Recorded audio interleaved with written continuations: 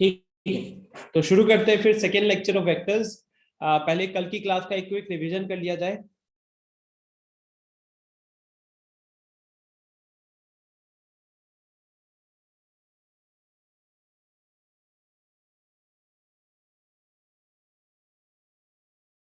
हाँ, तो कल हमने बात किया था कि वेक्टर्स क्या होता है। So vectors are quantities which have both magnitude and direction, है ना। अपने डे टू डे लाइफ में इसका खूब सारा अच्छा खासा यूज होता है।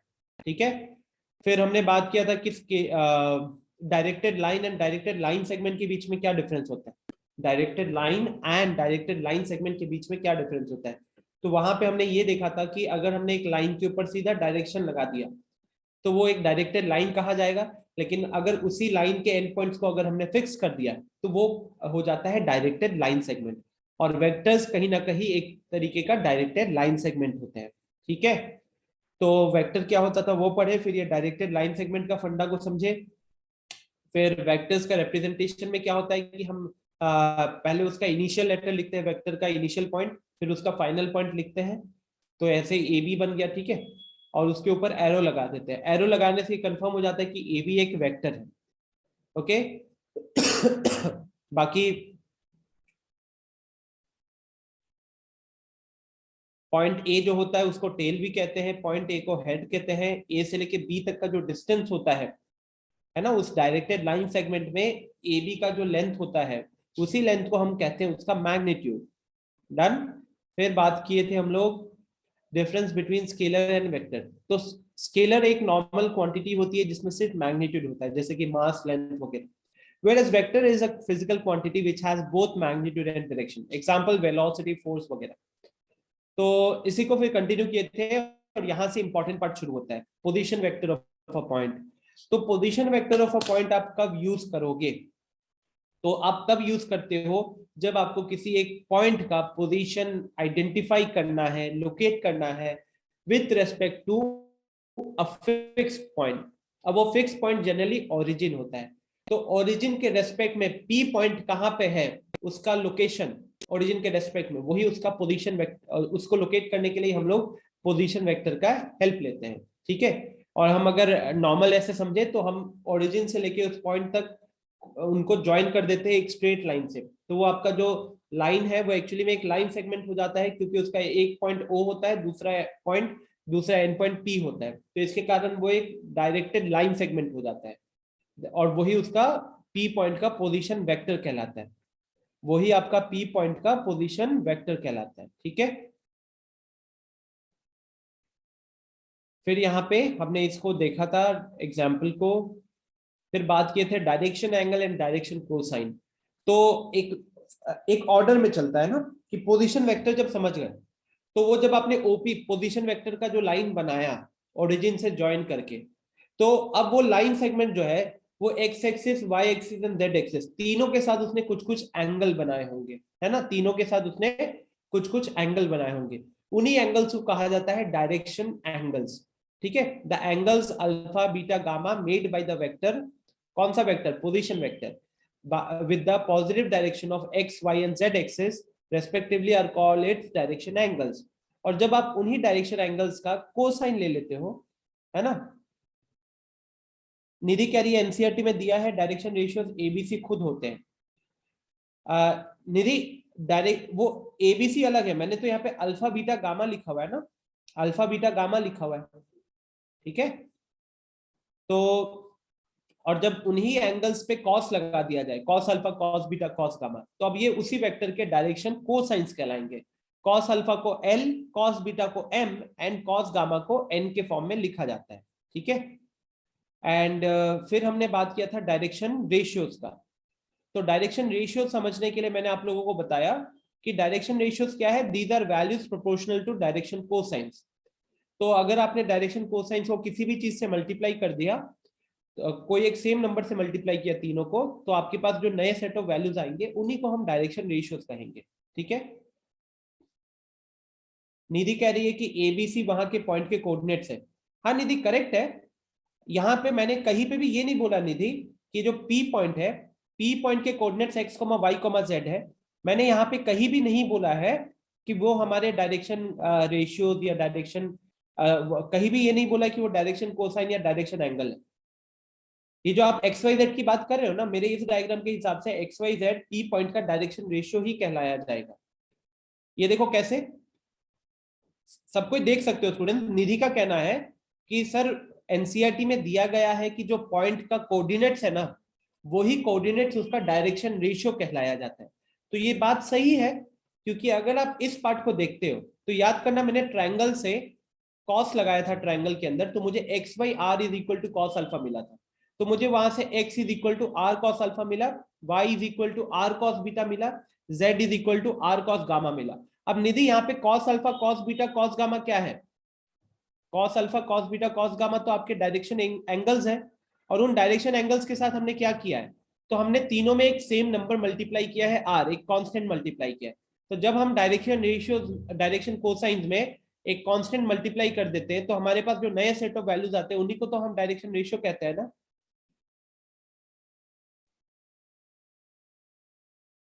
यस निधि, एग्जैक्टली। ठीक है, और मैंने अभी आगे के स्लाइड में इस चीज को रखा हुआ है, जो आप पूछ रहे हो उसको आगे की स्लाइड में रखा हुआ है। ठीक है, तो अब जैसे कि यहाँ पे के एल जो है, के एम और के एन, या आखिरकार क्या हो जाता, x y z. Okay, x y z. ठीक है, k l is equal to x, k m is equal to y and k n is equal to z. Okay, फिर हमने एक छोटा सा रिलेशन देखा था कि जो डायरेक्शन कोसाइंस होते हैं वो एक छोटा सा रिलेशन फॉलो करते हैं। वो रिलेशन क्या है, l square plus m square plus n square is equal to 1, है ना। अच्छा, नेक्स्ट फिर हमने बात किया था टाइप्स ऑफ, फिर एक क्वेश्चन देखे थे, उसके बाद टाइप्स ऑफ वेक्टर पे आ गए थे। तो टाइप्स ऑफ वेक्टर में जीरो वेक्टर, जीरो वेक्टर वो वेक्टर होता है जिसका मैग्नीट्यूड जीरो होता है, डायरेक्शन डिफाइंड नहीं होता। यूनिट वेक्टर वो वेक्टर होता है जिसका मैग्नीट्यूड 1 होता है, और जनरली यूनिट वेक्टर हम किसी एक वेक्टर के लिए डिफाइन करते हैं। तो मान लो एक वेक्टर है ए, तो ए वेक्टर का यूनिट वेक्टर कैसे निकाला जाता है, तो वहां पे हम उस ए वेक्टर को उसके मैग्नीट्यूड से डिवाइड करेंगे। तो मैग्नीट्यूड से डिवाइड करेंगे तब जाकर हमको मिलता है यूनिट वेक्टर। अब उस यूनिट वेक्टर का मैग्नीट्यूड 1 होगा, और उस यूनिट वेक्टर का जो डायरेक्शन होगा वो ओरिजिनल वेक्टर ए के डायरेक्शन के उसमें ही होगा। फिर हमने बात किया था को इनिशियल वेक्टर्स। को इनिशियल वेक्टर्स वो वेक्टर्स होते हैं जिनका स्टार्टिंग पॉइंट सेम होता है ना। बट चलते हैं वहां पे। तो को इनिशियल वेक्टर्स वो वेक्टर्स होते हैं जिनका स्टार्टिंग पॉइंट सेम होता है, जैसे इस डायग्राम में बहुत क्लियरली दिख रहा था। अच्छा, एक चीज मिस कर गया, unit vector along the coordinate axis. तो एक्स एक्सिस के अलोंग जो यूनिट वेक्टर आता है उसी को आई कैप कहते हैं, वाई एक्सिस के अलोंग जो आता है उसको जे कैप कहते हैं, और जेड एक्सिस के अलोंग जो आता है उसको के कैप कहते हैं। फिर हमने डिस्कस किया था कोलिनियर वेक्टर्स। कोलिनियर वेक्टर्स में बोला था हमने कि अगर दो वेक्टर्स एक दूसरे के साथ पैरेलल है, irrespective of their magnitude and direction, irrespective of their magnitude and direction का मतलब क्या है कि अब उनका मैग्नीट्यूड क्या है या डायरेक्शन क्या है मैटर नहीं करता। अगर दो वेक्टर्स एक दूसरे के साथ पैरेलल है तो उस केस में हम उनको कोलिनियर वेक्टर्स कहेंगे। ठीक है, उनको हम कोलिनियर वेक्टर्स कहेंगे। और यहीं पे हमने अपनी कल की क्लास को कहीं ना कहीं एंड किया था, है ना, यहीं पे हमने क्लास को एंड किया था। तो यहां तक कोई दिक्कत किसी को भी, यहां तक कुछ घर पे पढ़े थे, कोई डाउट वगैरह है क्या, बताओ।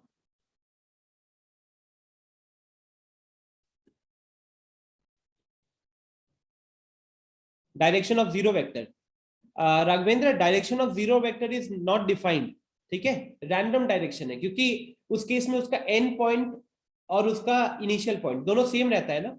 अब वेक्टर के केस में क्या होता है राघवेंद्र, कि जैसे मान लो ऐसे वेक्टर था, ये आपका इनिशियल पॉइंट था और ये आपका फाइनल पॉइंट था, तो हम इस तरीके से डायरेक्शन दिखाते हैं कि इनिशियल से फाइनल जाने का जो डायरेक्शन है वही उस वेक्टर का डायरेक्शन होगा, है कि नहीं। लेकिन अगर एक ऐसा वेक्टर जिसका इनिशियल पॉइंट और फाइनल पॉइंट सेम हो, तो उस केस में आप कहाँ जा रहे हो, आपका डायरेक्शन डिफाइंड नहीं है। ठीक है, आदर्श कह रहा है पैरेललोग्राम लॉ में है, निखिल कह रहा है जीरो वेक्टर का एडिशन।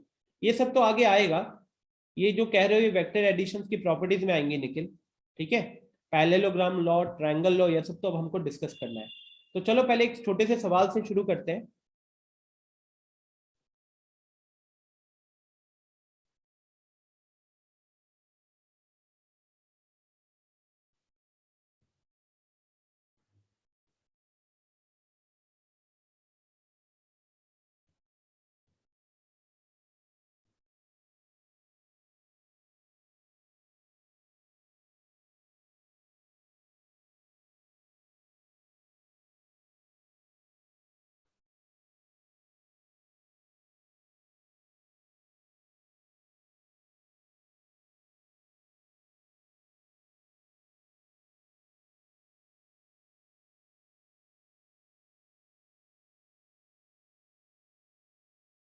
ये बोर्ड में आया हुआ क्वेश्चन है, ठीक है, 1 नंबर के लिए।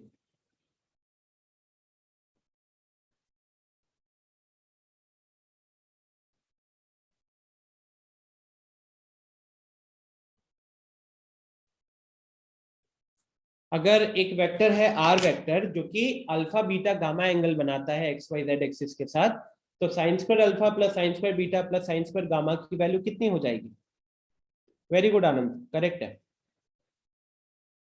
राघवेंद्र गलत हो रहा है।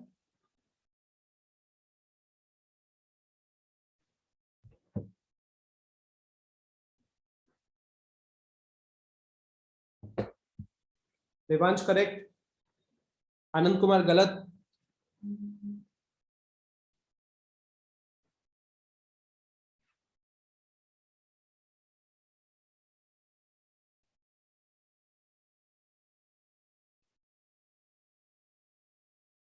दीक्षा गलत है, सिद्धांत गलत है, चेक करो थोड़ा सा। रितेश गलती हो रही है, थोड़ा सा चेक कीजिए। आदर्श करेक्ट है, आध्या गलती हो रही है।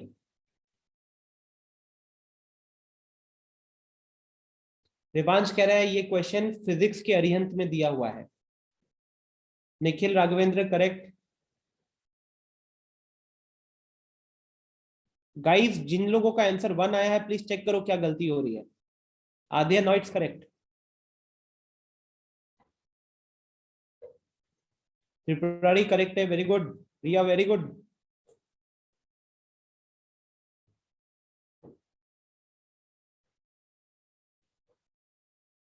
सिद्धांत सही है। चलो तो आई थिंक सफिशिएंट टाइम मिल गया स्टूडेंट्स आपको इसके लिए। क्योंकि अल्फा बीटा गामा आपके डायरेक्शन वो है ना, अल्फा बीटा गामा, ये आपके डायरेक्शन एंगल्स है, डायरेक्शन एंगल्स है। तो इसीलिए cos alpha, cos beta and cos gamma ये क्या हो जाएंगे? ये हो जाएंगे आपके डायरेक्शन कोसाइंस।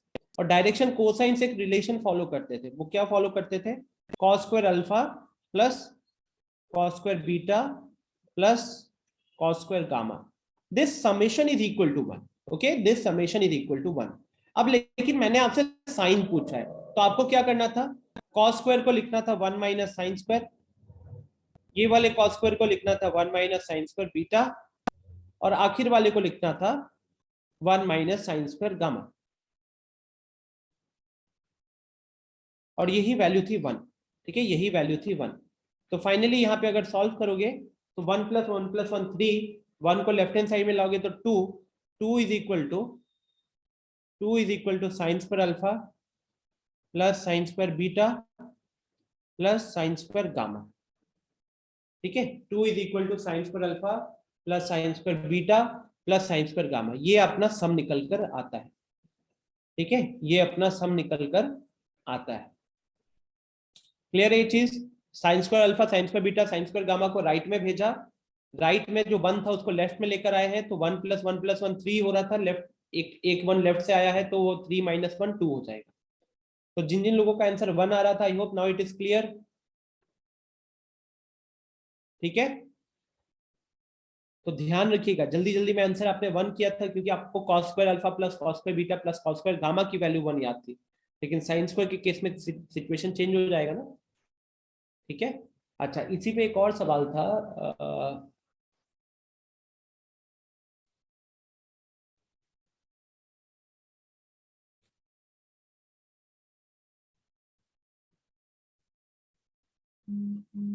हाँ, एक और सवाल लिखता हूँ।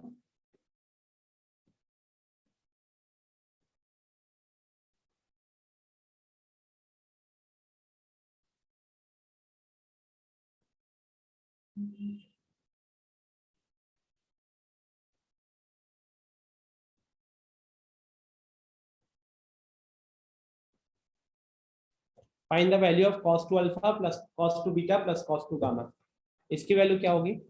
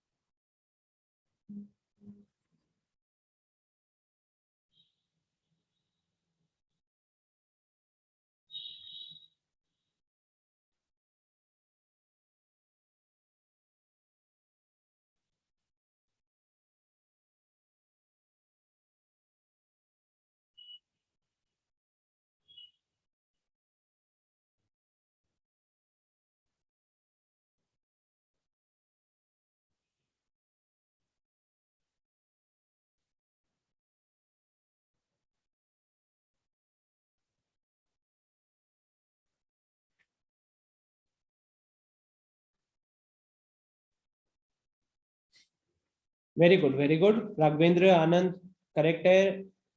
देवांश करेक्ट है। सौरभ करेक्ट है।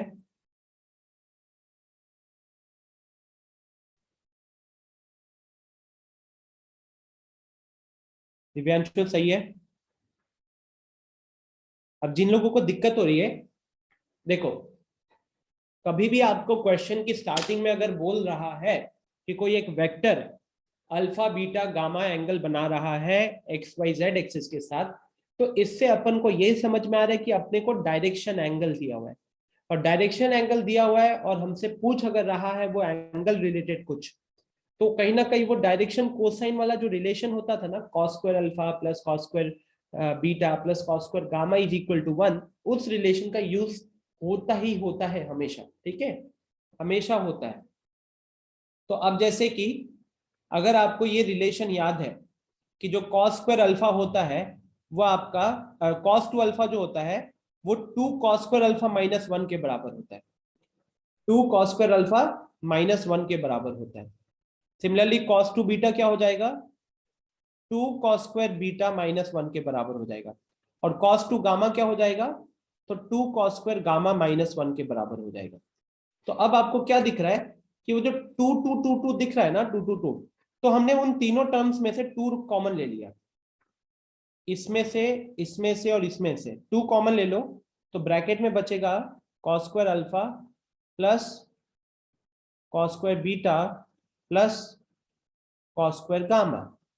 और वो जो -1 -1 -1 दिख रहा है स्टूडेंट्स आपको, ये वाला और ये वाला, ये -1 -1 -1 हो जाएगा आपका -3। तो यहाँ तो cos square alpha plus cos square beta plus cos square gamma की वैल्यू तो 1 होगी। तो फाइनली आपका 2 - 3 -1 आपका आंसर आ जाएगा। -1 आपका आंसर आ जाएगा। ठीक है।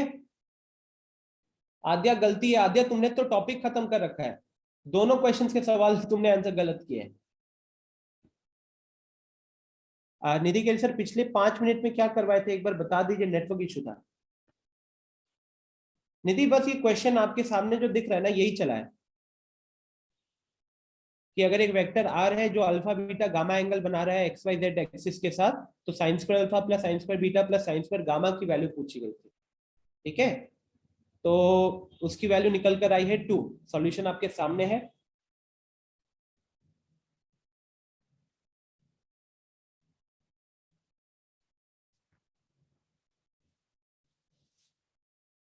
ओके। फिर दूसरा सेम इंफॉर्मेशन पे सवाल पूछा था, cos two alpha plus cos two beta plus cos two gamma क्या होगा, तो उसका मैंने यहाँ पे सॉल्यूशन दे रखा है। सॉल्यूशन आप समझ जाओगे।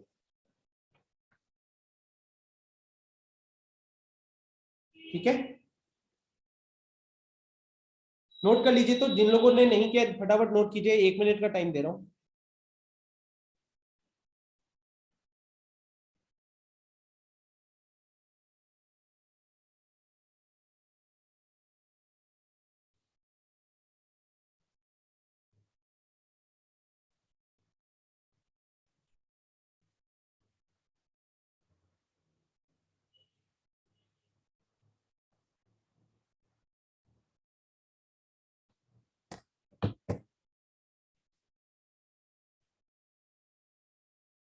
आदर्श, स्क्रीन पे दिख ही रहा है आंसर, फिर क्या पूछ रहे हो? चलो, so we can move forward. Slide नीचे कर दीजिए, ये लो।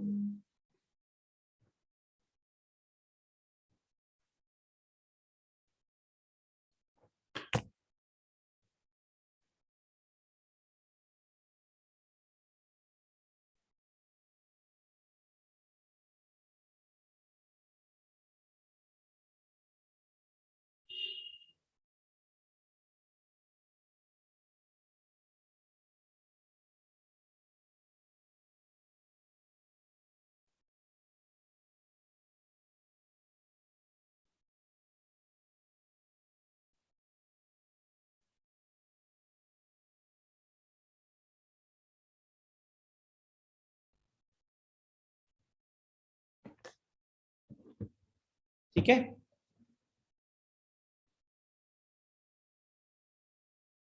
क्वेश्चन के पास स्क्रीनशॉट लेना है, अच्छा ये कह रहे हो।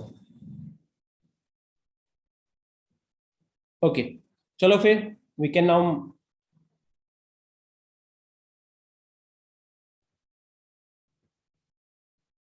इक्वल वेक्टर्स, ठीक है, अब जल्दी जल्दी थोड़ा ये थ्योरी वाला पार्ट को निपटाते हैं। ओके, इक्वल वेक्टर्स क्या होते हैं? आई थिंक नाम से सारा चीज क्लियर है। दो ऐसे वेक्टर्स इक्वल कब होंगे? जब उनका मैग्नीट्यूड भी इक्वल होगा और उनका डायरेक्शन भी इक्वल होगा, राइट? जब उनका मैग्नीट्यूड भी इक्वल होगा और उनका डायरेक्शन भी इक्वल होगा, राइट? इनको कहा जाता है इक्वल वेक्टर्स। सिंपल है डेफिनेशन। तो for example consider two vectors whose magnitude and directions are same irrespective of origin, then they are known as equal vectors। जैसे यहाँ पे अभी दो वेक्टर्स रखे गए हैं, इन दोनों का मैग्नीट्यूड सेम है और इन दोनों का डायरेक्शन भी सेम है। इररेस्पेक्टिव ऑफ ओरिजिन का मतलब क्या है? इनका इनिशियल पॉइंट क्या है मैटर नहीं करेगा। इनका इनिशियल पॉइंट क्या है मैटर नहीं करेगा। मैटर बस ये करेगा कि इनका मैग्नीट्यूड सेम होना चाहिए और डायरेक्शन सेम होना चाहिए, तब जाकर ये बनते हैं इक्वल वेक्टर्स। ठीक है, राघवेंद्र कह रहा है can we say equal vectors as parallel vectors? बिल्कुल कह सकते हो राघवेंद्र, बिल्कुल कह सकते हो। निखिल कह रहा है एंड ऑपोजिट इन डायरेक्शन होगा तो? बहुत बहुत उम्दा सवाल पूछा है निखिल ने, बहुत उम्दा सवाल, तालिया।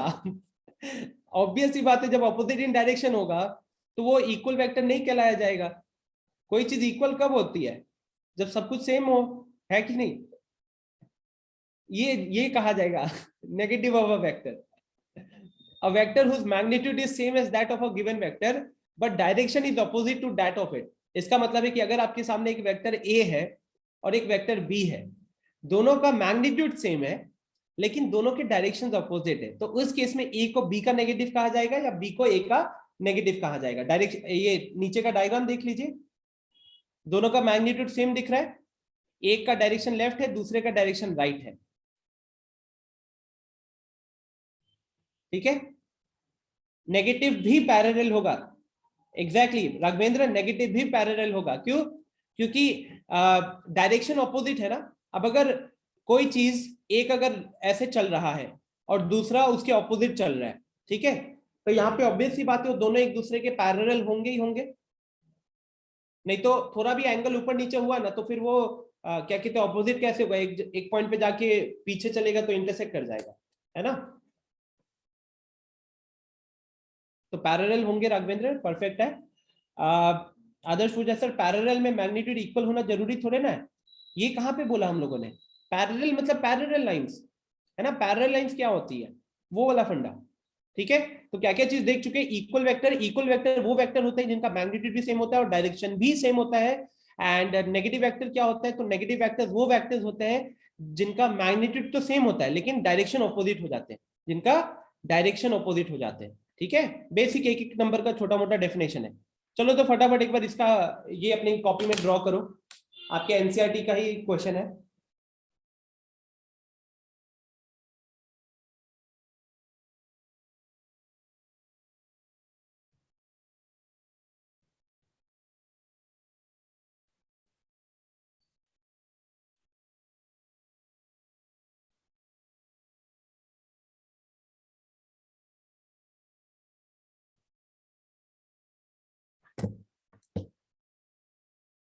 represent graphically a displacement of 40 kilometers 30 degrees west of south.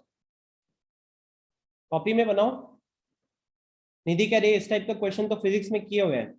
अरे निधि पूरा पूरा जो 12th का जो वेक्टर्स है ना, जितना सिलेबस में है बोर्ड्स का, वो पूरा फिजिक्स में करना पड़ता है।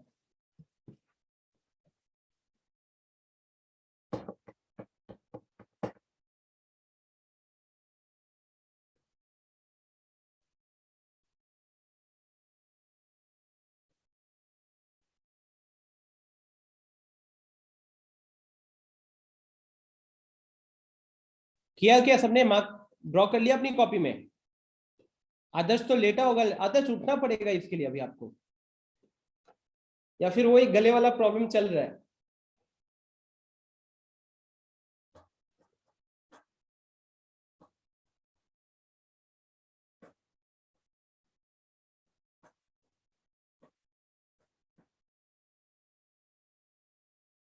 चलो, तो बेसिकली ये आपका सॉल्यूशन होगा, ठीक है।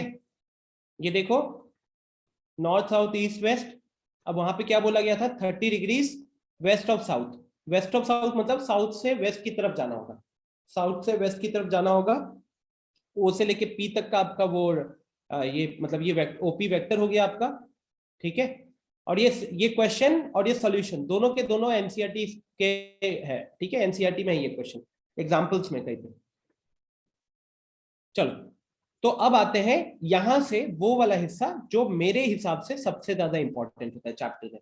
मतलब अब आप अगर देखोगे तो इस पूरे चैप्टर में अगर मेरे से आप पूछोगे कि सर सबसे इंपॉर्टेंट पार्ट क्या है, तो scalar multiplication of vectors, product of vectors. देखो, वेक्टर का मल्टीप्लीकेशन दो तरीके से किया जा सकता है। एक वेक्टर को आप एक स्केलर के साथ मल्टीप्लाई कर सकते हो, या फिर एक वेक्टर के साथ मल्टीप्लाई कर सकते हो, है ना। तो अभी हम क्या पढ़ रहे हैं? अभी हम पढ़ रहे हैं स्केलर मल्टीप्लीकेशन ऑफ वेक्टर्स। तो उसके बाद हम पढ़ेंगे वेक्टर मल्टीप्लीकेशन ऑफ वेक्टर्स। अब वेक्टर मल्टीप्लीकेशन ऑफ वेक्टर्स में दो तरीके के होते हैं, एक होता है डॉट प्रोडक्ट और दूसरा होता है क्रॉस प्रोडक्ट। अगर आपको याद होगा फिजिक्स में, तो dot product and cross product दोनों में ही हम दो वेक्टर्स को मल्टीप्लाई ही करते हैं, है कि नहीं। तो मल्टीप्लीकेशन ऑफ वेक्टर दो किस्म का होता है, एक स्केलर और एक वेक्टर। स्केलर वाला अभी पढ़ेंगे, वेक्टर वाला अगले एक्सरसाइज का है। तो ये बहुत ज्यादा इंपॉर्टेंट हो जाता है। और इसके अलावा आपका जो एडिशन लॉ है, एडिशन लॉ और पैरेललोग्राम लॉ, वो इंपॉर्टेंट है। पूरा चैप्टर यहीं पे खत्म भी हो जाता है। मतलब अगर हम ये 3-4 टॉपिक्स को देखें तो इसके साथ साथ चैप्टर खत्म हो जाता है। अगर मैं डॉट प्रोडक्ट और क्रॉस प्रोडक्ट के हिसाब से बात करूं, तो जो सबसे ज्यादा क्वेश्चन आते भी है ना आपके बोर्ड्स में, वो dot product and cross product के ऊपर बेस्ड होते हैं। और उस क्वेश्चन में कहीं पे पैरेललोग्राम लॉ या एडिशन लॉ का कुछ खास यूज नहीं होता है, नाम के बराबर एक दो जगह पे कहीं पे यूज हो जाएगा। तो सबसे इंपॉर्टेंट आपके लिए पूरा का पूरा मल्टीप्लीकेशन बेस्ड चीज रहने वाला है, इवन जेई के पॉइंट ऑफ व्यू से बता रहा हूँ, ठीक है। तो शुरू करते हैं फिर इस टॉपिक के साथ, ओके। मतलब ये कह सकते हो कि जितना भी थ्योरी था, थ्योरी निपट चुका है। अब यहां से प्रॉपर वो कंसेप्ट आएंगे जिससे सवाल पूछे जा सकते हैं आपके प्रॉपर बोर्ड एग्जाम में ज्यादा नंबर के लिए। तो when we multiply any vector a with any scalar quantity n, अगर हम किसी भी वेक्टर ए को किसी एक स्केलर क्वांटिटी n के साथ मल्टीप्लाई करते हैं, तो उस केस में उसका direction remains unchanged and magnitude gets multiplied by n। ये थोड़ा सा स्टेटमेंट गड़बड़ है, बट एनसीईआरटी में भी स्टार्टिंग में ये लाइन लिखी हुई थी, तो इसलिए मैंने कॉपी किया हुआ है वहां से। बिकॉज इसको हम थोड़ा आगे डिस्कस करेंगे। अभी बस इतना समझिए कि अगर एक पॉजिटिव, अभी मान लो कि n पॉजिटिव है, मान लो कि n पॉजिटिव है, तो अगर हम कोई भी वेक्टर को एक कांस्टेंट नंबर के साथ मल्टीप्लाई करेंगे, एक पॉजिटिव कांस्टेंट के साथ, तो उससे क्या होगा?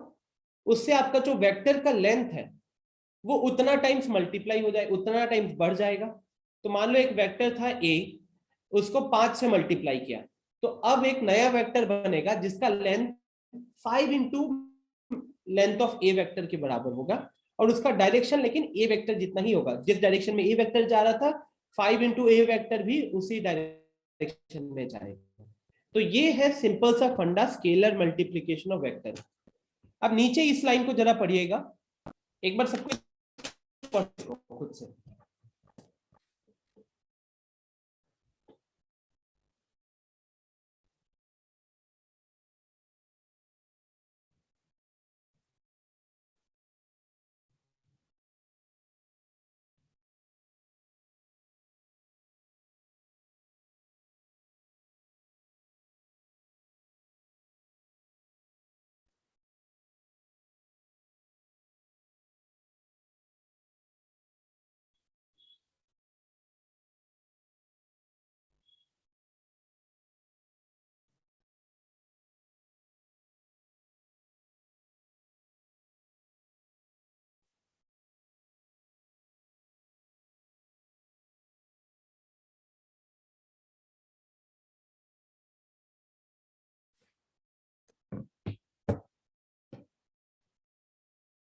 यस अनिमेश?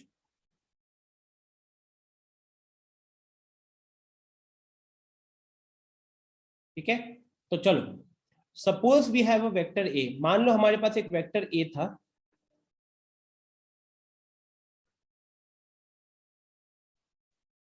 ठीक है, और हमने उसको मल्टीप्लाई किया एक स्केलर क्वांटिटी के से, तब हमको एक नया वेक्टर मिलता है k a, and the direction remain same as the vector a if k is positive. अगर के पॉजिटिव है तो डायरेक्शन सेम रहेगा, और अगर के नेगेटिव है तो डायरेक्शन अपोजिट हो जाएगा।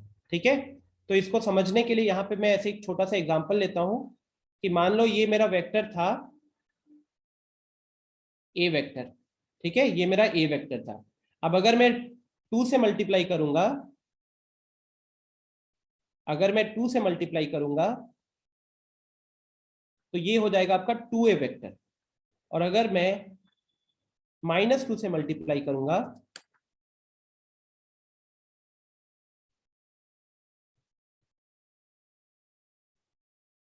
तो ये हो जाएगा -2a वेक्टर। ठीक है, तो मैग्नीट्यूड डबल हो गया दोनों केसेस में, लेकिन जब पॉजिटिव नंबर से मल्टीप्लाई किया तो डायरेक्शन सेम, और जब नेगेटिव नंबर से मल्टीप्लाई किया तो डायरेक्शन पलट जाएगा, डायरेक्शन रिवर्स हो जाएगा। ठीक है, तो सेकेंड पैराग्राफ में एग्जैक्टली यही चीज लिखी हुई है ना, बड़ा सिंपल सी चीज है। आई थिंक ऑलरेडी फिजिक्स में पढ़े हुए हो ये वाली चीज, तो इतना कुछ अलग नहीं है। इनफैक्ट अगर मैं कोलिनियर वेक्टर्स वाला एक बार स्लाइड पे चलूं, तो कोलिनियर वेक्टर्स वाले स्लाइड में भी हमने ये चीज कहीं ना कहीं देख रखी थी। कहाँ गया वो डायग्राम?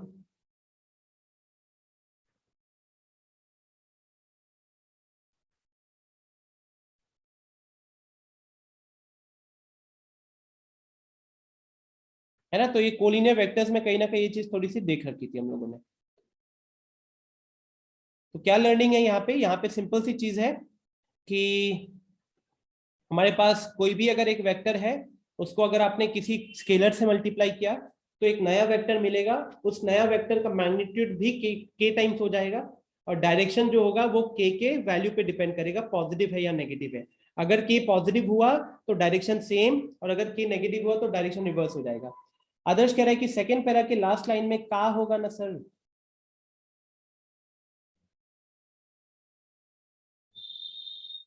नहीं, का इधर ही ठीक है, ये पार्ट में आदर्श ये लिखा हुआ है कि आपका का वेक्टर का जो डायरेक्शन होगा वो ए वेक्टर के उसमें होगा अगर के पॉजिटिव है, और ए वेक्टर के ऑपोजिट होगा अगर के नेगेटिव है। यहाँ पे वो लिखा हुआ है, तो का वर्ड यहीं पे आएगा सिर्फ। ठीक है, ओके, बढ़े आगे फिर।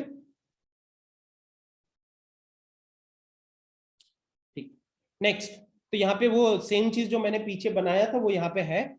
सो now let's understand visually the scalar multiplication of vector. तो ये आपका वेक्टर ए है। Now let us take the values of k to be 2, 3, -3, -1/2 and so on.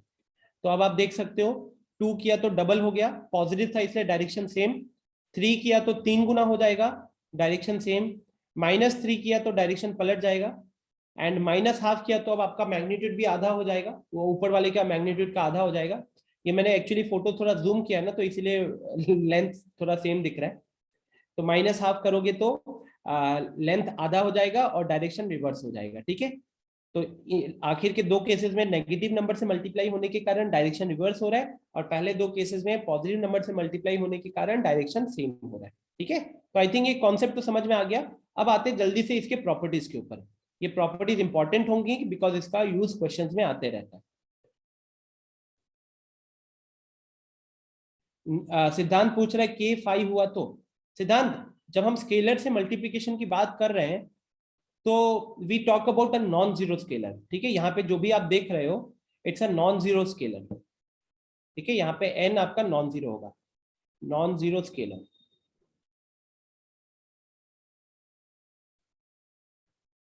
Non zero नहीं होगा तो फिर दिक्कत हो जाएगी, जीरो से मल्टीप्लाई करोगे तो ये सारा डेफिनेशन बर्बाद हो जाएगा वहां पे। ठीक है, यस रियल भी real. Next, properties of scalar multiplication. तो यहाँ पे कहा गया कि u vector and v vector दो वेक्टर्स माने गए हैं, एंड सी और डी को नॉर्मल स्केलर माना गया है। तो ये सारी प्रॉपर्टीज पढ़ लो, सारी प्रॉपर्टीज पढ़ लो, इसमें कोई भी मुश्किल नहीं है। अगर आपको कोई चीज मुश्किल लग रही है तो मुझे बताओ, एक बार सारे पढ़ लो, मैं थोड़ा जूम कर देता हूँ इफ नीडेड। इसमें कहीं पे दिक्कत लग रही तो मुझे बताओ।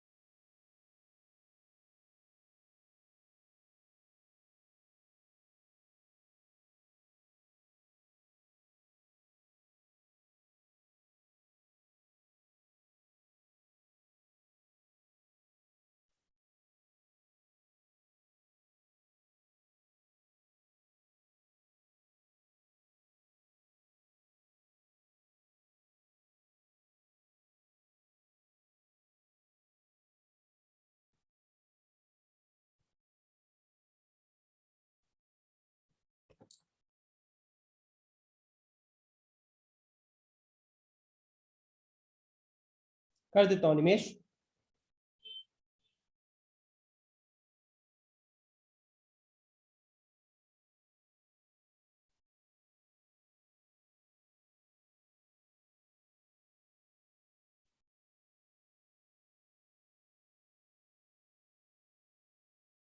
बताता हूँ सिद्धांत ये वाला, ठीक है। आई थिंक सब गो थ्रू कर चुके हो।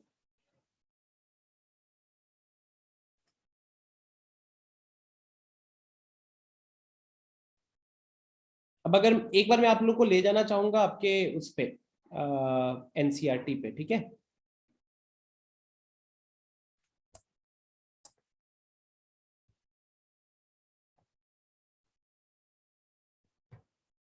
हाँ, तो एनसीईआरटी में ये वाला हिस्सा है जहां पे आपका स्केलर मल्टीप्लिकेशन वाला है, ठीक है। Multiplication of a vector by a scalar.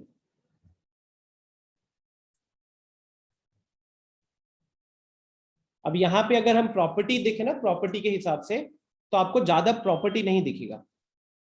एक ये प्रॉपर्टी दिख रहा है जहां पे लैम्डा इंटू ए वेक्टर का modulus is equal to lambda का मॉड इंटू ए वेक्टर का मॉड हो रहा है ना। मैग्नीट्यूड, बिकॉज हमने मॉड लगा दिया मतलब हम मैग्नीट्यूड की बात कर रहे हैं। तो ये हो गया आपका पहला चीज। इसके अलावा दूसरी प्रॉपर्टी क्या है, तो ये सब एडिटिव इनवर्स ये सब मैंने आगे रखा हुआ है, बट मैं वो स्केलर मल्टीप्लिकेशन का अगर प्रॉपर्टी दिखाऊं आपको, तो एक प्रॉपर्टी हमको सिर्फ यहाँ पे दिख रही है ना, एक प्रॉपर्टी दिख रही है। उसके बाद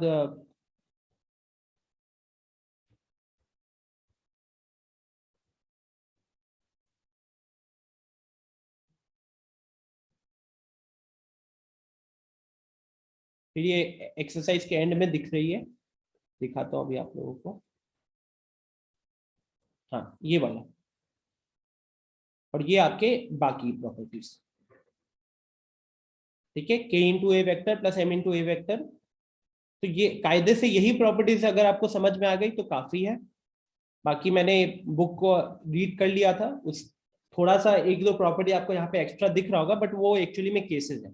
ओके, तो बुक में इसलिए बार बार कहता हूँ कि एक बार बुक को जरूर रीड कर लीजिएगा, you will know exactly what are the things that you need to know. तो यहाँ पे कुछ ब्रेक कर दिया है ना, केसेस को थोड़ा ज्यादा ब्रेक कर दिया। अब जैसे यहाँ यहाँ आई थिंक इसको बंद करें। The magnitude of the scaled vector. Magnitude of the scaled vector का मतलब क्या है, उस वेक्टर को ना आपने मल्टीप्लाई कर दिया है और अब आप उसका मॉड लेना चाहते हो। मॉड लगाने का मतलब याद रखिएगा, यहाँ पे मैं लिख देता हूं, अगर आपको कहीं पे ऐसे दिखेगा तो इसका मतलब क्या है, इसका मतलब हुआ मैग्नीट्यूड ऑफ ए वेक्टर। इसका मतलब हो जाएगा magnitude of A vector. Okay, magnitude of A vector. तो हमने अभी देखी थी प्रॉपर्टी, वहां पे थोड़ा सा एरर है कि c into v, c into v vector, v आपका वेक्टर है, सी आपका कांस्टेंट है। तो अगर हम इनको मल्टीप्लाई कर रहे हैं और इस पूरे का फिर हम निकालना चाहते हैं मॉड्यूलस, तो वो किसके इक्वल होगा, वो इक्वल होगा आपका c का, मतलब हमने c और v को अलग अलग कर दिया, c का मॉड्यूलस लिया है और v वेक्टर का मॉड्यूलस लिया, उनको मल्टीप्लाई कर देंगे तो भी आंसर आ जाएगा। Next is associative property.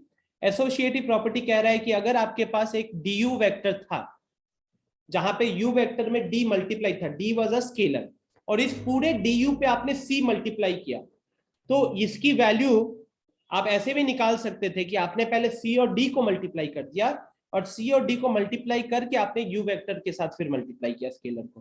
तो इसका अगर एक छोटा सा एग्जांपल समझना हुआ हम लोगों को, तो we can consider let's say 2 into 3 times of A vector जो होगा, ये कायदे से 6 वेक्टर होगा, 6 वेक्टर। अब वो 6 वेक्टर कैसे हो गया, आपने 2 इंटू 3 बाहर निकाल लिया, ब्रैकेट के अंदर रख दिया, इंटू ए वेक्टर। अब 2 इंटू 3 6 हो जाएगा, तो ये 6 टाइम्स ऑफ ए वेक्टर हो जाएगा, ये 6 टाइम्स ऑफ ए वेक्टर हो जाएगा। ठीक है अनिमेश, अच्छा डबल डबल डंडा हो या एक डंडा हो मैटर नहीं करेगा इस केस में अनिमेश, ठीक है, वो थोड़ा सा प्रिंटिंग एरर कह सकते हो, मतलब जहां से कॉपी कर रहा था वहां पे एरर था। बाकी डबल हो सिंगल हो दोनों का मतलब सेम होता है, इसलिए मैंने इसको हटाया नहीं है। डबल हो सिंगल हो दोनों का मतलब यही होता है। सिद्धांत कह रहा है डी यू डिफ्रेंसिएशन नहीं है क्या, यहाँ पे हम डिफ्रेंसिएशन नहीं देख रहे थे सिद्धांत। यहाँ पे देखो ये टेबल के साइड में क्या लिखा हुआ है, इस टेबल के साइड में ये कंडीशन दिया हुआ है ना कि इसमें u और v आपके वेक्टर्स है, c और d आपके स्केलर्स है।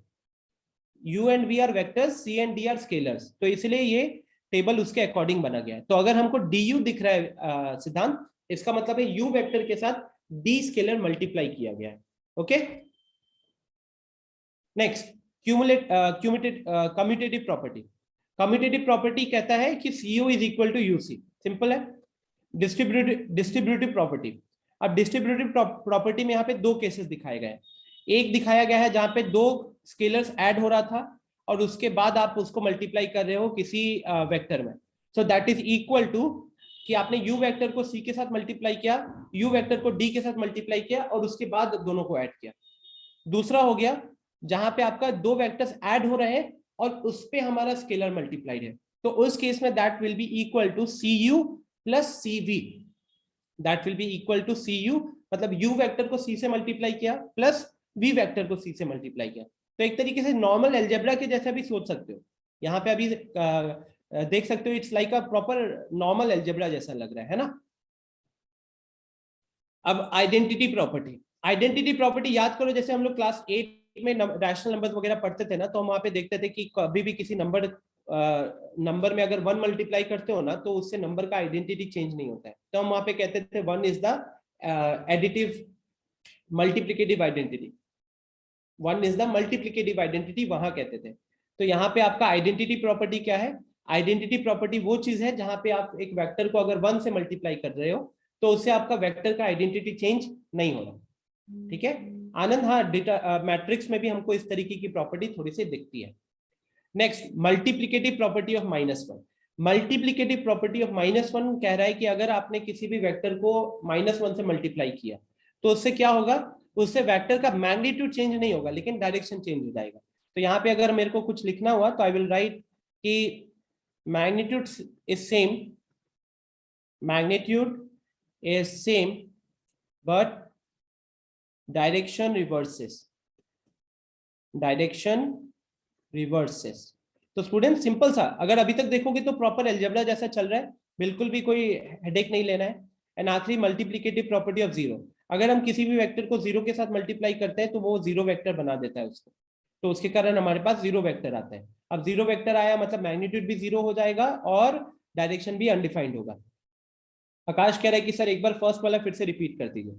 आकाश फर्स्ट वाला क्या कह रहा है, रुको मैं आपको यहां दिखाता हूं। तो ऐसे सोचो ना आकाश कि सी है आपका 2, ठीक है, सी है आपका 2, और आपका जो वी वेक्टर है, वी वेक्टर है आपका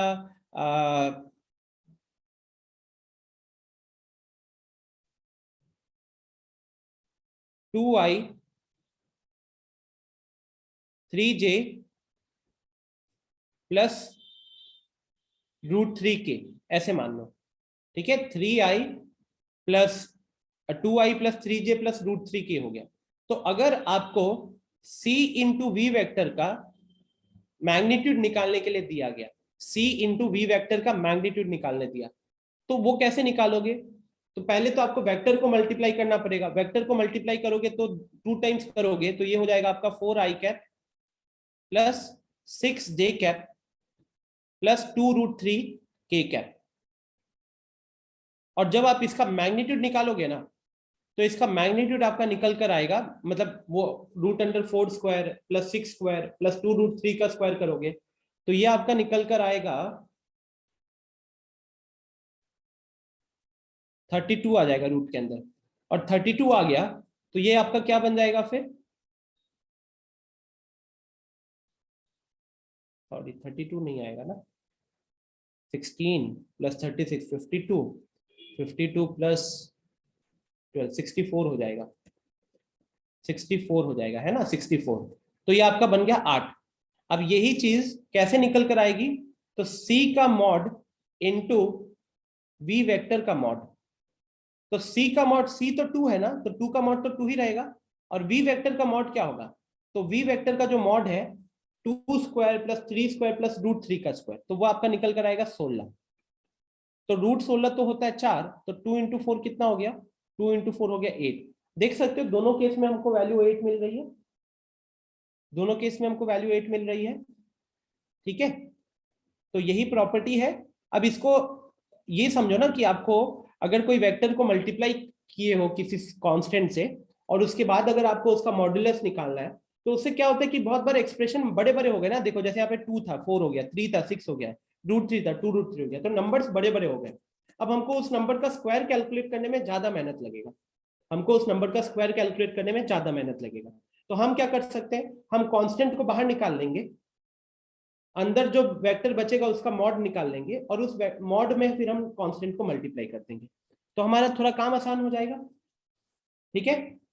राघवेंद्र कह रहा है c is negative then it becomes positive after mod. Yes Raghavendra, ये मॉडुलस लगाया ही इसीलिए गया है ताकि पॉजिटिव नेगेटिव दोनों केसेस को कंसिडर कर लिया जाए, ठीक है। बाकी जब मॉड की बात करते हैं ना राघवेंद्र, तो पॉजिटिव नेगेटिव तो मैटर नहीं करेगा।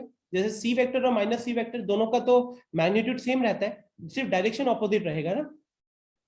Others is asking, sir, is there anything which do not follow identity property? Identity property is basically where you multiply it with 1 and that does not changes the identity of the vector, right? तो कोई भी vector में 1 multiply करोगे तो उससे उसका identity change होगा। जैसे जीरो वेक्टर, अब जीरो वेक्टर के साथ 1 मल्टीप्लाई कर दो तो भी जीरो वेक्टर रहेगा। तो इसलिए ऐसा कोई भी वेक्टर नहीं है जो प्रॉपर्टी नहीं फॉलो करे। नॉट मच सिग्निफिकेंस यार, ये बस ऐसे नॉर्मल प्रॉपर्टीज है, ठीक है। चलो, so properties of scalar multiplication done students. Properties of scalar multiplication में कोई दिक्कत किसी को भी? अंजन, रितेश, अंशु, शुभम, कोई दिक्कत यहाँ पे? रिया, बढ़े आगे फिर।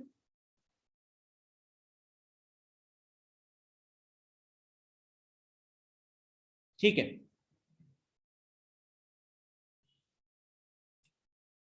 तो चलिए इस क्वेश्चन को जरा सॉल्व कीजिएगा एक बार। सिंपल सा सवाल है वैसे। A vector is equal to 3i cap plus j cap plus k cap.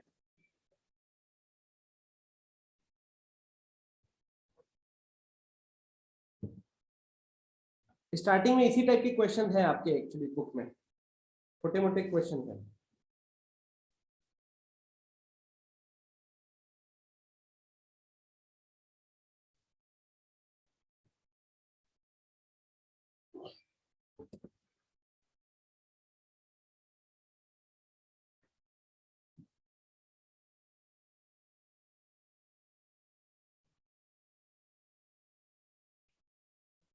Right.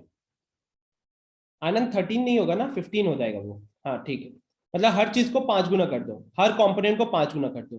तो 15 आई कैप प्लस 5 जे कैप प्लस 5 के कैप। ओके,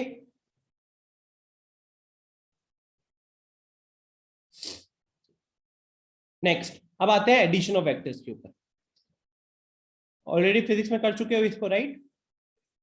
तो एडिशन ऑफ वेक्टर्स क्या कह रहा है? सबसे पहले ये लैंग्वेज पढ़ो प्रॉपर, आपका एनसीईआरटी का लैंग्वेज है, ये एनसीईआरटी का टेक्स्ट है। A vector A B simply means the distance from a point A to the point B. A B vector का मतलब क्या है? ए बी वेक्टर का मतलब डिस्प्लेसमेंट होता है पॉइंट का ए से बी तक। तो अब एक सिचुएशन मानिए जहां पे एक लड़की मूव कर रही है पहले ए से b and then from b to C.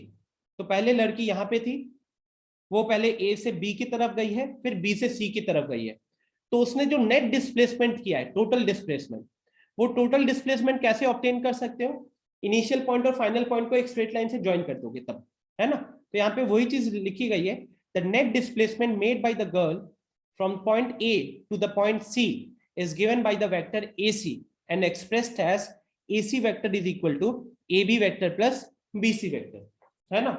AC vector is equal to AB vector plus BC vector। और यही लॉ आपका क्या है?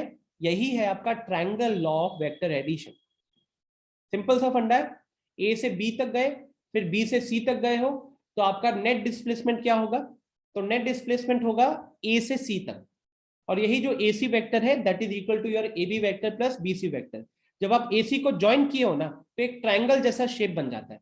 AB BC और AC क्या करते हैं? एक ट्रायंगल जैसा शेप बना लेते हैं। तो इसीलिए इस वहीं से ये नाम पड़ा triangle law of vector addition. यहाँ पे दो वेक्टर्स का एडिशन हमको तीसरा वेक्टर के इक्वल दिख रहा है, ट्रायंगल जैसा शेप बन रहा है, that is why triangle law of vector addition. So now इसके ऊपर अगर हमको वेक्टर एडिशन समझ में आ गया, तो वेक्टर सब्ट्रैक्शन भी समझ में आ जाना चाहिए। वेक्टर सब्ट्रैक्शन क्या होता है? तो पढ़िए definition. If a and b are two vectors then their difference a minus b. वो जो ए माइनस बी है ना, a vector minus b vector, इसको अगर आप चाहो तो आप इसको कैसे लिख सकते हो? आप इसको लिख सकते हो a vector plus minus b vector. तो माइनस बी वेक्टर का मतलब क्या हुआ स्टूडेंट्स? माइनस बी वेक्टर का मतलब हुआ नेगेटिव। नेगेटिव वेक्टर हम पढ़े थे ना अभी क्लास के स्टार्टिंग में, इक्वल वेक्टर के बाद हम नेगेटिव वेक्टर पढ़े थे। तो माइनस बी वेक्टर आपका क्या हो जाएगा? Negative vector of b vector. B vector का नेगेटिव हो जाएगा, है ना? बी वेक्टर का नेगेटिव हो जाएगा। तो ये डायग्राम देखिएगा जरा। इस डायग्राम में ये आपका ए था और ये आपका बी था। अब नेगेटिव वेक्टर हमने वहां पे क्या पढ़ा था? तो हमने पढ़ा था कि कोई भी एक वेक्टर का नेगेटिव वेक्टर वो वेक्टर होगा जिसका डायरेक्शन पलट जाएगा, मैग्नीट्यूड सेम रहेगा। तो अगर मैं यहाँ पे इसका नामकरण कर दूं a b c and d, तो यहां देख सकते हो ट्रायंगल लॉ लगाकर, है ना, using triangle law of vector addition, हम ये तो कह सकते हैं कि हमारा जो AC वेक्टर होगा, AC वेक्टर ध्यान से देखो, वो आपका AB vector plus BC vector के इक्वल होगा। लेकिन अगर मुझे A माइनस बी निकालना पड़ा, तो वो A माइनस बी कैसे निकलेगा? तो A वेक्टर को तो वहीं पे रहने दिया, A वेक्टर को वहीं पे रहने दिया। अब वो जो B वेक्टर था हमने उसका नेगेटिव निकाला। अब नेगेटिव निकालने का मतलब होता है साइन, उसका डायरेक्शन पलट देना। तो देखो BC को हमने अब BD में कर दिया, BC को उल्टा करके BD बना दिया, ठीक है? तो अभी फिलहाल ऐसे देख सकते हो कि यहाँ पे BC will be equal to BD, यहाँ पे BC will be equal to BD, क्योंकि ये दोनों वेक्टर सेम है, बस एक दूसरे के नेगेटिव है। तो अब ये ट्रायंगल देखो, जहां पे पहले ए से बी की तरफ गया है, जहां पे पहले ए से बी की तरफ गया है और फिर बी से सी डी की तरफ गया है। तो पहले ए से बी फिर बी से डी, तो नेट डिस्प्लेसमेंट कितना हुआ? नेट डिस्प्लेसमेंट ए से डी हुआ। और अब ये एडी कैसे निकलेगा? तो एडी निकलेगा आपका, AD vector will be equal to AB vector plus BD vector, ठीक है? बट अगर हम इस AB वेक्टर को देखें स्टूडेंट्स, तो ये AB वेक्टर तो हमारा A वेक्टर ही है, AB वेक्टर तो हमारा A वेक्टर ही है। और जो हमारा BD वेक्टर है तो BD वेक्टर एक्चुअली में क्या था, तो that was minus of B vector ना, माइनस ऑफ B वेक्टर। तो फाइनली हमारा AD वेक्टर क्या निकल कर आया, वो निकल कर आया A vector minus B vector, वो निकल कर आया A vector minus B vector. क्या ये स्टेटमेंट समझ में आया है आप लोगों को? क्या ये लैंग्वेज क्लियर है? कोई डाउट है क्या किसी को भी वेक्टर एडिशन में और ये वेक्टर सब्ट्रैक्शन में? वेक्टर सब्ट्रैक्शन को हमने कन्वर्ट कर दिया वेक्टर एडिशन के हेल्प से ही सॉल्व किया, मतलब एक तरीके से। किसी तरीके का कोई डाउट है? रविशंकर कह रहे हैं कि एग्जाम में आएगा तो फिगर बनाने जरूरी है। अगर अभी गलती से वो लोग पूछ दिए, चांसेस नहीं है पूछने का, बट अगर पूछ दिए तो आपको ये फिगर बनाना पड़ेगा, ये प्रॉपर फिगर, ये फिगर आपके एनसीईआरटी का ही फिगर है। Any doubts anyone? किसी भी तरीके का डाउट है वेक्टर एडिशन में, वेक्टर सब्ट्रैक्शन में? कुछ भी नया नहीं है, अगर फिजिक्स के साथ कंपेयर करें तो अभी तक कुछ भी नया नहीं आया है। तो so we will move forward now, आगे बढ़ते हैं। अब जो चीज मैंने आपको वहां पे अभी समझाया वही चीज यहाँ पे लिखी हुई है। a माइनस बी कैलकुलेट करने के लिए हम क्या करेंगे, so we will first reverse the direction of vector v and then follow the vector addition process. तो हमने b वेक्टर का डायरेक्शन उल्टा कर दिया और अब वेक्टर एडिशन का प्रोसेस फॉलो करेंगे। So from the terminal point of a vector b minus is drawn, मतलब वो माइनस बी वेक्टर जो है ना उसको आप कहां से ड्रॉ करोगे, आप a के टर्मिनल पॉइंट, फाइनल पॉइंट से ड्रॉ करोगे। Then the vector from the initial point of a to the terminal point of minus b is called the sum of vectors a and minus b and is denoted by a vector minus b vector। तो वही चीज है कि आपने b vector का position reverse करके कहां से उसको शुरुआत करनी है। तो अब b वेक्टर को जब रिवर्स करोगे तो एक तरीके से आपने b वेक्टर का इनिशियल पॉइंट चेंज नहीं किया, b वेक्टर का इनिशियल पॉइंट चेंज नहीं किया, वो अभी भी कहां से इनिशिएट करेगा, वो अभी भी a वेक्टर के फाइनल पॉइंट से इनिशिएट करेगा। ठीक है, यस निधि कर सकते हो।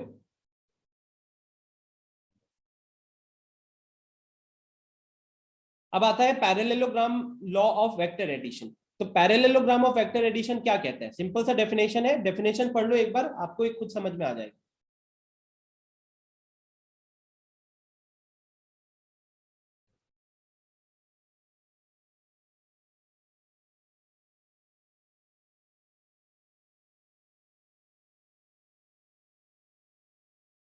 ये कह रहा है कि अगर दो वेक्टर्स है ए वेक्टर और बी वेक्टर।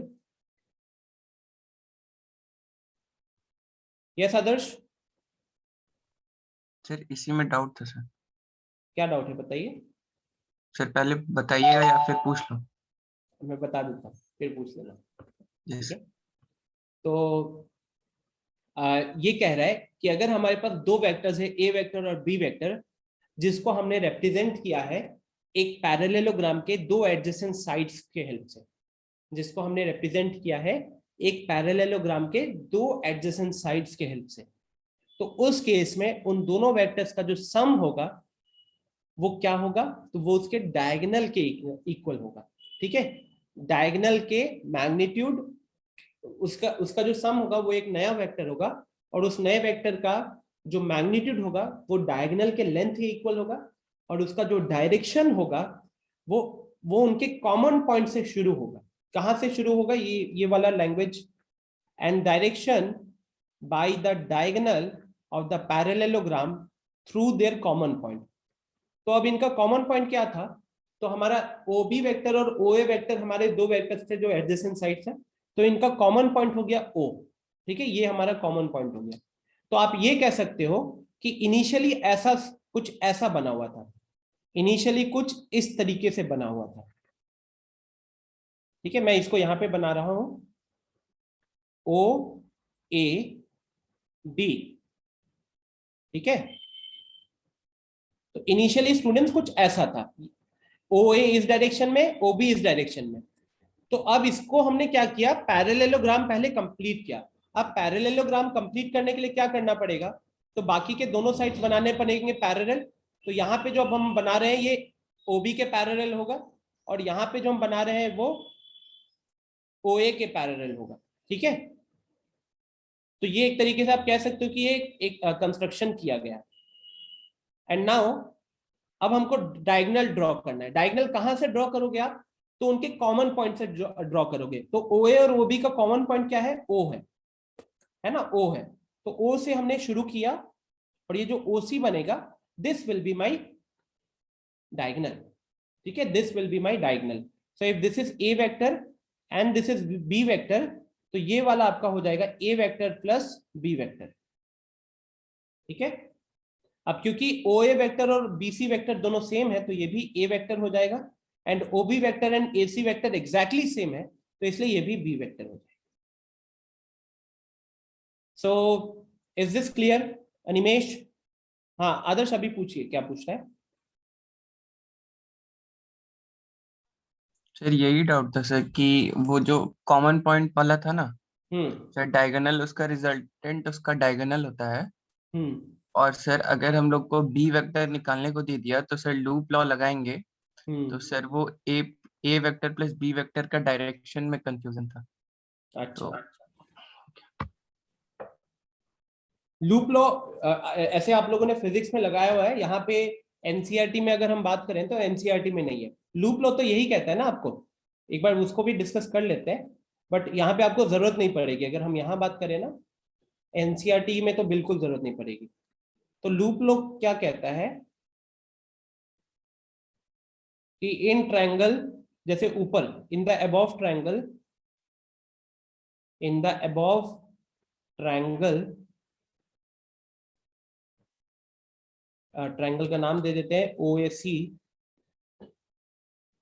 अगर आप एक लूप में चलते हो, लूप मतलब अब या तो आप क्लॉकवाइज चलो या एंटी क्लॉकवाइज चलो, कोई भी एक डायरेक्शन पकड़ लो। तो लेट से हम एंटी क्लॉकवाइज चले, तो एंटी क्लॉकवाइज चल के जो जो वेक्टर्स आ रहे हैं उनको ऐड करो। तो OA vector plus AC vector, है ना, मतलब ऐसे चलो, इस तरीके से चलो। तो पहले OA वेक्टर आएगा, फिर AC वेक्टर आएगा, और उसके बाद आएगा CO वेक्टर। तो इनका सम कितना होगा? इन तीनों का सम मिला के हो जाएगा 0। इन तीनों का सम मिलाकर हो जाएगा 0। ठीक है, ये होता है आपका लूप लॉ। ये vector law of triangle addition नहीं है, लूप लॉ है।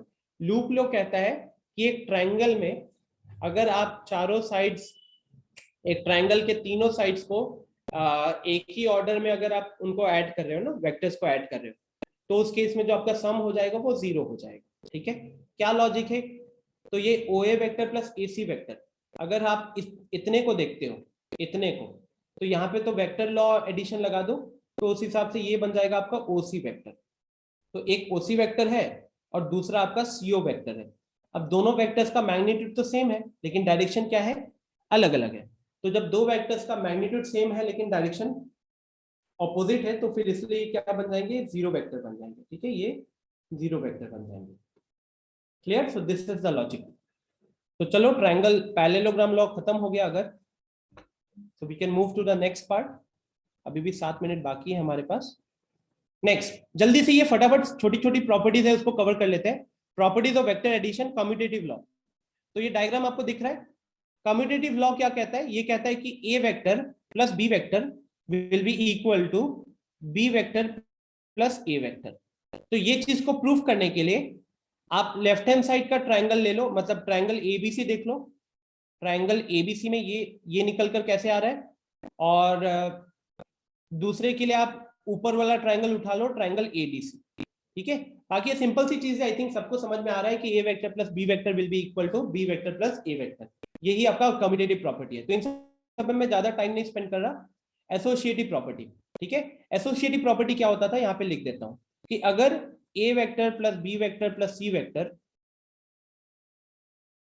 विल बी इक्वल टू, अगर इसमें हमने पहले A vector plus B vector को ऐड किया, A vector plus B vector को ऐड किया, और उसके बाद हमने उस सम को कैलकुलेट ऐड किया C वेक्टर में, तो that will be equal to A vector plus B vector plus C vector, जिसमें पहले आपने B वेक्टर और C वेक्टर को ऐड किया और फिर उस रिजल्ट को A वेक्टर के साथ ऐड किया।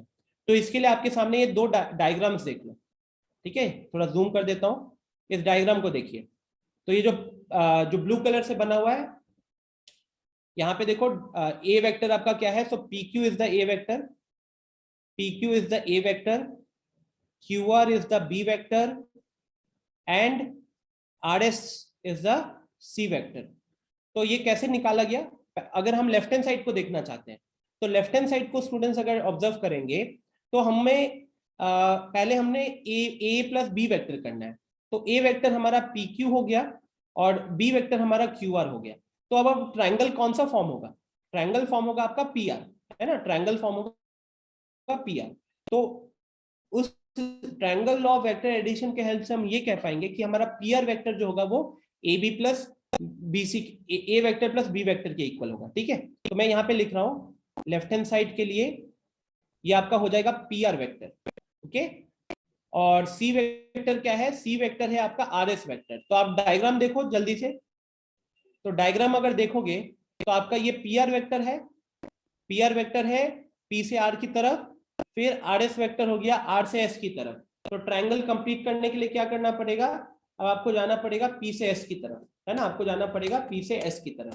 तो यहाँ पे हम पहले कहाँ गए? पहले हम गए पी क्यू, फिर क्यू आर, वहां से हमको मिला पी आर।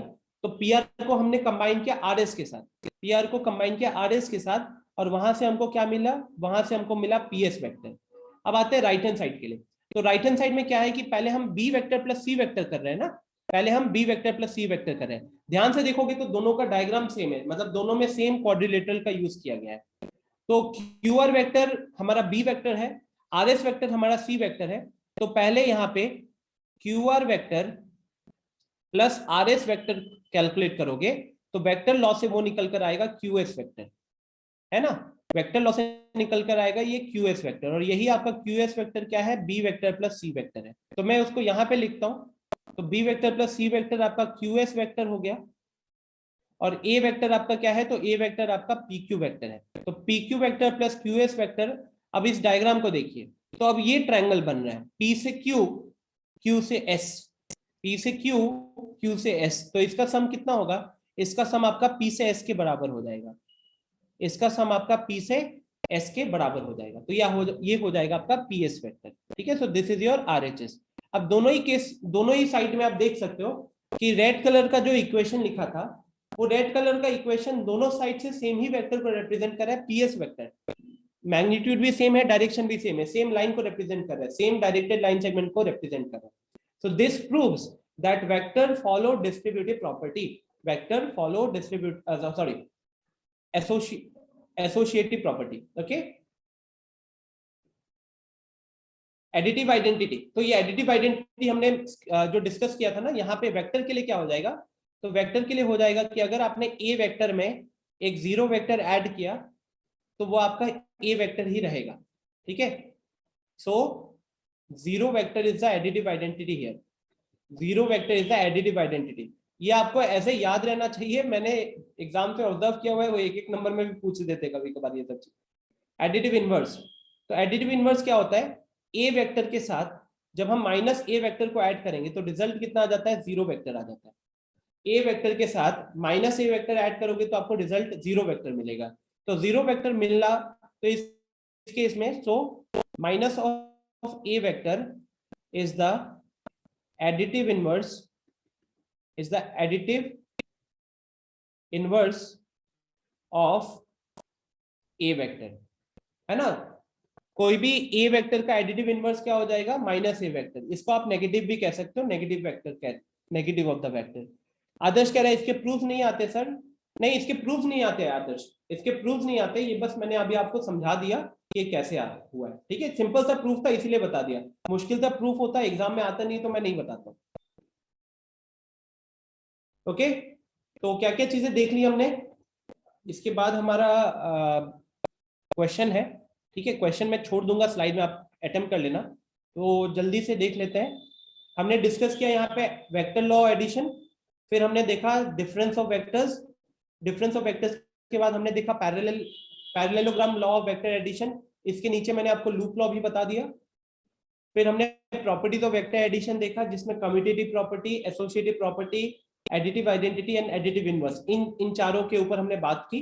इसके बाद ये क्वेश्चन रखा हुआ था, ये क्वेश्चन आप लोग क्लास के बाद के फाइल डाउनलोड करके वहां से ट्राई कर लेना, सॉल्यूशन भी डाला हुआ है। ठीक है, तो इट्स 1:15 स्टूडेंट्स, यहीं पे मैं आज की क्लास एंड करता हूँ। होमवर्क आई थिंक आप लोग अब सेकेंड एक्सरसाइज कर पाओगे। ठीक है, एनसीईआरटी से सेकेंड एक्सरसाइज आप लोग कर पाओगे। ओके, तो यहाँ पे लिख देता हूं होमवर्क attempt सेकेंड एक्सरसाइज। थोड़ा सा पार्ट बच गया है, ये नहीं कह रहा हूं कि पूरा सेकेंड एक्सरसाइज का सब कुछ खत्म हो गया, थोड़ा सा पार्ट बच गया है, लेकिन अगर आपने फिजिक्स का आइडिया रखा हुआ है तो आप पूरा का पूरा सेकेंड एक्सरसाइज कर सकोगे। ठीक है, आनंद कह रहा है और सर फर्स्ट एक्सरसाइज तो आनंद कल ही डिस्कस हो गया था, तो फर्स्ट एक्सरसाइज भी कर लो। First exercise if not done. Okay, चलो फिर एंड करते हैं फिर आज की क्लास यहीं पे।